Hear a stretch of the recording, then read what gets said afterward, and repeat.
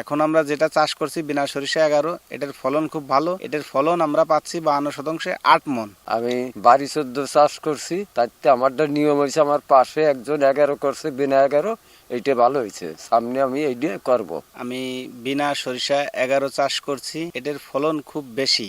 আর এই সরিষা চাষ করাতে আমি খুব লাভবান হচ্ছি। আগে আমরা দেশীয় যে জাত চাষ করতাম তাতে আমরা ফলন পেতাম 3 থেকে 2.5 মন, এখন 52%। এখন আমরা যেটা চাষ করছি বিনা সরিষা 11, এটার ফলন খুব ভালো। এটার ফলন আমরা পাচ্ছি 52% 8 মন। এটার ফলন ভালো, উৎপাদন ভালো, এতে আমি খুব লাভবান।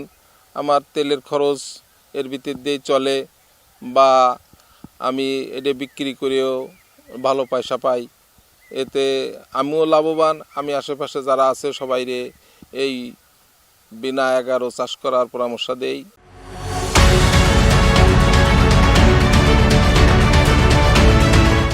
সারা দেশে ভোজ্য তেলের চাহিদা, সেই চাহিদা পূরণ করতে যেয়ে প্রতি বছর প্রায় 32,000 থেকে 35,000 কোটি টাকার তেল বিদেশ থেকে আমদানি করতে হয়। তো এই তেলের যে পরিমাণ অর্থ বৈদেশিক মুদ্রা আমাদেরকে এর পিছনে ব্যয় করতে হয়, তার জন্য রিজার্ভে আমাদের একটা ব্যাপক চাপ পড়ে। তা আমরা যদি সচেতন হই, কৃষকদের সচেতন করতে পারি, মিডিয়া যদি এটাকে ব্যাপকভাবে প্রচার করে, তাহলে আমরা কিন্তু নিজেদের মাটি, পানি এবং এই যে নিজেদের যে জাতটা আছে সেই জাত ব্যবহার করে আমরা এই তেলের উৎপাদন বাড়াতে পারি এবং ভোজ্য তেলের আমদানি কমাতে পারি। বিনা উদ্ভাবিত বিনা সরিষা 11 উন্নত মানের স্বল্প জীবনকাল সম্পন্ন একটা সরিষার জনপ্রিয় জাত।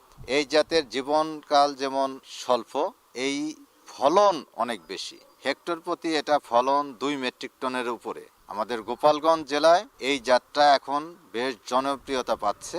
এই জাত এর সরিষা চাষ করার পরেও বোরো ধান নির্বিঘ্নে আবাদ করা সম্ভব।